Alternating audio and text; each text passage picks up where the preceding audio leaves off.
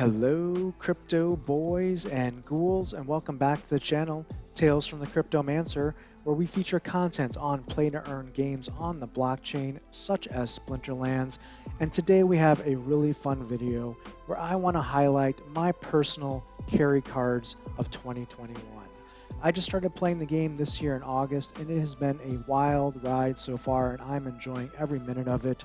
And as we close out 2021, I wanted to highlight for the community kind of what I felt were my favorite cards, my go-to cards, the cards that I look to build teams around, whether I'm in a tournament, whether I'm doing a daily grind for ranked battles or brawls. These are the cards that for me are the most fun to play and for me get the most value and I get the most wins from. So with Chaos Legion coming out, all bets are off for 2022. Maybe we'll look back here and see what the differences are a year from now. But without further ado, let's hop into my carry cards of this year. And let's start with the Fire Splinter. So for the Fire Splinter, my MVP or carry card is going to be Cerberus. Cerberus is fantastic because he comes in at 4 mana, so he can be used in Little League battles or pretty much any battle. He's just that efficient. He has self-heal, he has retaliate, he has good offense, solid health, and great speed. So I love Cerberus, and I look to base many of my fire teams around him as a starting tank just because of his value and his efficiency. For me, runner-ups for fire include the Pit Ogre and Forgotten One. And really, when we look at this initial list here for fire, you see a lot of tank cards here because, let's face it, at the end of the day, probably your most valuable card is going to be your card in your first position. Why? Because every battle, whether it's 99 mana or 12 mana, you need a solid tank as a starting point for your team. And for me, Pit Ogre is a nice alternate to Cerberus for fire. Again, because of the combination of his abilities. The Enrage plus the Stun just makes Pit Ogre really strong, surprisingly strong, because if you look at him, his speed is not very high and his health is mediocre, right? For 6 mana, it's not bad, but he doesn't have any shields, he doesn't have any void, so he can be vulnerable. But once he gets going, look out, he can tear up a team. So he's just really fun to play and watch in battles. And Forgotten One is a newer card, Chaos Legion. This card is just really solid. First of all, it has immunity. So he is clutch in battles such as Noxious Fumes, and he's really solid stats all the way around. Very strong offense, good amount of shields, and also good amount of health. Plus with, again, Retaliate to get that passive damage and DPS in on your opponent is excellent.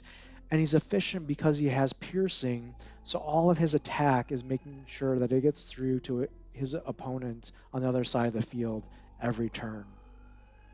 Now for honorable mentions, here I have Serpentine Spy.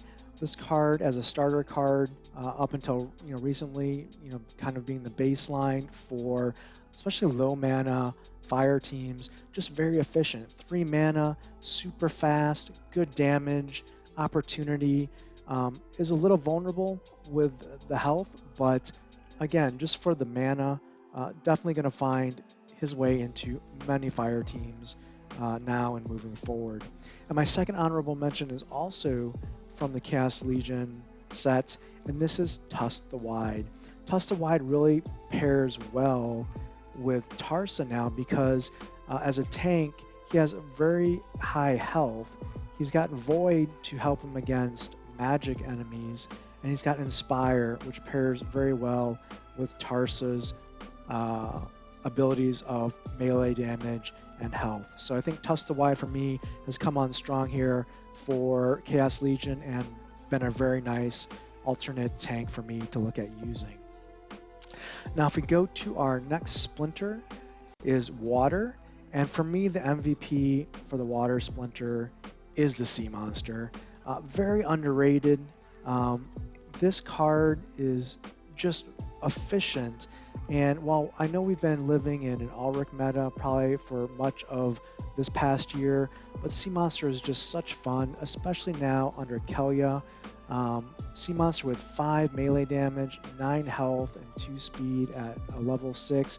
What makes Sea Monster especially efficient is his self-heal and his thorns. He can do passive damage in addition to his already strong damage. He can heal himself when backed up by another heal on the water team.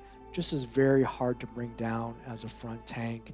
And then when you add Kelia with her armor, and now you can potentially add repair into the mix, and Sea Monster is just trouble for your opponent. So he is my MVP for the water team. Runner-ups for me on water are Jin Oceanus and Axemaster. Jin Oceanus is a fantastic either tank or off tank, whether you play him with Bordis or Ulrich or even Kelia with the speed. He is fantastic, definitely worthy of the legendary classification. He has Void, he has great speed, excellent health, and he has phase. All around a fantastic tank or off tank for any water team, no matter which summoner you bring to bear. Axemaster here for the value. Again, extreme damage. I use him at level 4. He's putting out 6 archery damage every turn to 1 or 2 enemies. High speed, good health. You can put him at the back of your line and not worry too much about him dying immediately from sneak attack. He's got close range as well at level 4, which means if he gets to the front of the line, he is still unleashing a lot of damage on the opponent. So just a great card. My honorable mentions for water are the Venari Waysmith. Again, this has been meta for pretty much since it's been released.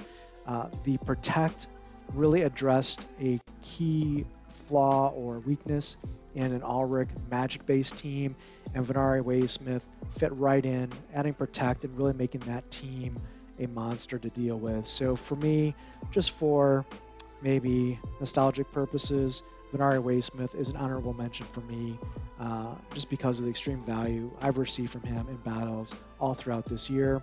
And then my other honorable mention is the Pirate Captain, very efficient at 3 mana, with snipe, with decent damage, with decent speed, and that Inspire now with Kelia is excellent. And I think you can always seem to fit in the Pirate Captain at 3 mana with some decent sniping damage, and then that Inspire when combined with a melee team under Kelia, whether you use a Sea Monster, a Diamond Shark, or any other monster of your choice for your tank in your melee with Deep Lurker, for example, that Inspire just gets amplified tremendously from a value perspective. So he is my honorable mention on the water side. For our next Splinter, we have Earth, and my MVP here is really honestly right now my favorite card in the game, and it's Grund. No surprise here, I also made a video recently on Grund. Just a fantastic card. I don't know why he's an epic. He should be legendary. He is awesome. I use him at level 3 right now, just based on my summoners, and I don't have even trample on him, and he still just obliterates opponents, always getting his value worth, even at 10 mana, still getting his value and then some. 4 melee damage with double strike, with good solid health. This is a great offensive tank. Now my runner-ups here for Earth are the Flesh Golem. I actually was just able to get a Flesh Golem recently, just a couple days ago. I never had him until recently. His price is getting reasonable from time to time if you check it out on the market. And a level 3 Flesh Golem from a common card is just such great value with the hit points, with the self-heal. Really efficient, and I can see why he's been a fan favorite for a long time in Splinterlands. And my second runner-up is Magi of the Forest. This card has no abilities, but for 4 mana at level 3, dealing out 3 magic damage, even before Obsidian and Chaos Legion, Magi of the Forest always seem to make it into my Earth teams, even if they were melee-based or archery-based, just because for the mana, you can't really argue or complain about 3 magic damage, just so efficient. My honorable mentions for Earth are the Nectar Queen and the Pelacor Mercenary. Here, for me, I always find it fun to pair a Nectar Queen here, whether it has leveled up at, for example, level 6, or if it's level 1 with Llama. It's just a lot of fun. The flying, the retaliate, the speed, the health um, is just really kind of like a wind up, toy. You just let it go and watch it do damage, and it's a lot of fun. Definitely also kind of fun to watch in earthquake battles. Uh, my other honorable mention is Pelacor Mercenary, similar to the reasoning behind Flesh Golem, maybe just not as efficient as a common card. He doesn't get heal until level 6, but really strong, good offense, good health, with flight, good speed, and shield. Just an all-around great utility tank, and can be used pretty much with any summoner effectively on the Earth side. My favorite MVP or carry card for the Life team is hands down the Silver Shield Assassin. This card is so much fun with Sneak, with Double Strike. Here at level 3, it's doing 4 damage total, or 2 damage twice with Sneak. And then if you add Inspire to the Life team, it becomes 3 damage twice, or up to 6 damage per turn. This card is so good. It is fast, and it is a monster. If you do not deal with the Silver Shield Assassin, you are in trouble. And I love this card. My runner-ups here for Life include the Air Elemental. For 5 mana, getting 3 archery damage is a fantastic deal, even before General Sloan. Has good solid health at 5 health at level 3. What really makes the Air Elemental great value in my mind is the 6 speed with the dodge at level 3. You can put the Air Elemental at the back of your Life team and really not have to worry so much about Sneak. Again, because the combination of the speed, the dodge, and the health really is an anchor to an archery-based Life team. And for 5 mana, you just really can't go wrong there. The Lone Boatman, also a favorite of mine. Again, at 5 mana, not as much archery damage, but has similar durability with 2 shield and 3 health at level 5. But what makes the Lone Boatman great is the repair functionality. So prior to Chaos Legion, he was very efficient because he provided the snipe and the archery damage with a repair. And we all know how the Life team likes their shields and their armor. So repair in that team is just really a force multiplier. So I love the Lone Boatman as a runner-up candidate for the Life team. My honorable mentions here are just very efficient units. The Peacebringer at level 3, again, 4 mana for 3 archery damage, solid speed, solid health. Really just can't beat the efficiency here. No specific abilities, but just a really solid card that you can pretty much fit in at any level of play. And then the Pelacor Arbalist, a new card with Chaos Legion, similar to why I like the Silver Shield Assassin and the Axe Master, is for a reasonable mana cost, you're getting 2 archery damage with double strikes. That's 4 damage total per turn before any bonuses on 1 or 2 targets. It also has flight, reasonable speed, and reasonable health at level 5. So just a really strong card for Life. Moving on to Death, and my MVP or carry card here for Death is the Twisted Jester. Now, I know the stats are not maybe jumping off the page here, but this card is just so fun. I mean, it's a staple for any Death team for me since I started playing the game with just the starter deck. I love the card art, and for 4 mana, 2 archery damage with snipe, with 4 health and 3 speed at level 1 is just great. And I started playing the game with this card at level 1. I'm still playing the game with this card at level 1, and will always seem to find a way to usually get him into my Death team, and I love this card. Now, my other runner-ups for Death are the Bone Golem. I use him at level 5. He's deceptively good. Maybe at level 1, not so great, but when you add the repair, so he can self-repair himself, plus the void, he becomes a totally different tank for the death team. Very versatile, not a specialist, right? He can work well against magic teams and work well against other teams that attack with melee or archery damage. So really, just an all-around very flexible tank.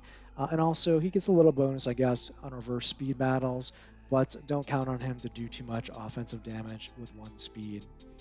My other runner-up for death is Phantom Soldier at level 3. The reason I like the Phantom Soldier is because the combination of good magic damage, solid health, and speed and flight, very good there. But silence for death is a very strong option with Thaddeus, with the Phantom Soldier, possibly also with Elven Mystic. You could run 3 silences on your death team and basically just cripple any magic based team that you run up against and guarantee a win. So Phantom Soldier is a key component to that team for me, and I think he's also great again with his damage and his health as well. For honorable mentions, I have 2 Chaos Legion cards here already making an impact in the meta. Soul Strangler here at level 3, rare card, 3 mana, 3 archery damage. That is, again, super efficient. And if you find yourself ever with 3 mana or so, even if you find yourself with 2 mana, you usually find a way to find a spot for Soul Strangler in your death lineup just because it is so efficient. And then Cursed Wendeku here, 6 mana. Again, at level 5, you've got solid health with a self-heal, with Thorns for the passive damage, and also solid offensive melee damage and speed. So really a strong card from a tank perspective to consider for death. Now for Dragon, my favorite card here, my carry card that I use all the time is Jin Chwala at level 5. This card with Enrage, with Thorns, with solid health and shields and base damage and speed, just really all around a great card. What can you say about Jin Chwala? I love this card, and I use it all the time because up until Chaos Legion, the summoner that I had that was leveled was only Kretch, and Jin Chwala was a staple in many of my winning lineups or teams. For runner-ups for me, for Dragon, it's the Vigilator. Anytime I get a match where I can use Opportunity, Super Sneak, or melee attack from any position, you can best bet the Vigilator is making it somewhere in that lineup, if at all possible. This card is awesome to watch with double strike, potentially attacking 4 times a turn. Just a lot of fun to watch and a very strong card. And then my second runner-up is Twilight Basilisk. Here at 4 mana, at level 5, you're getting reach for a solid off tank, and then the stun is so valuable, especially with 4 speed. Just a great, efficient off tanking card that you can almost try and fit in any team, and it's going to get its value back. Now, my honorable mentions for Dragon, I tried not to include any summoners in this carry card list because I wanted to feature monsters, but I couldn't leave out Kretch. For me, I've made a video on Kretch here on YouTube. This card has been just clutch for me going into Chaos Legion. It was my only leveled summoner up until this point, and it's been so valuable for me to stay into gold and to win there. So Kretch for me is definitely one that I needed to mention as a carry card. And then Robo Dragon Knight at level 2, a very solid card. While it doesn't have the passive damage of Jin Chwala with the Thorns, it does have just all-around great stats, which you probably expect for 11 mana, but the offense, the speed, the shields, the health, the void, the piercing, just a really solid card. Always a problem for your opponent when you field the Robo Dragon Knight. And last here, we have our neutral cards, and my carry card and favorite card on the neutral team is going to be the Sandworm. This card is clutch. Whether you're just starting or you're a veteran, the Sandworm will find your way into lineups just because of its pure offensive power coupled with sneak. It is a great card that finds its way into pretty much everyone's team at some point or another. So just a really good and underrated card in my opinion. Now for runner-ups here, I have Uraeus at level 4. I love the card art for one. 2, it's got sneak attack. It's got a shield, so you can put him at the back of your lineup to help protect against other sneak attack if you need to. It's got poison, which is really what pushes this card over the top for me. Not only sneak attack, but sneak attack with poison. That's a great combination, and I love this card at 3 mana. My other runner-up is the Gelatinous Cube here at level 6 with its self-heal and scavenge. Just a really good either a tank when you're facing Mylor or for use in Noxious Fume battles, or sometimes just as an off tank, just to slow down your opponent. The Gelatinous Cube here is a great card and certainly worthy of carry status. My honorable mentions here for neutral are support cards that I really enjoy using across all of the splinters. One is the Elven Mystic at level 4 with Silence.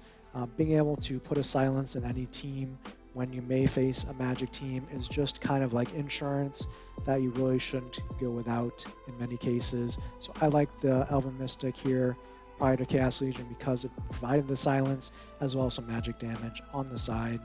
And then my other honorable mention is Tower Griffin for the very same reasons.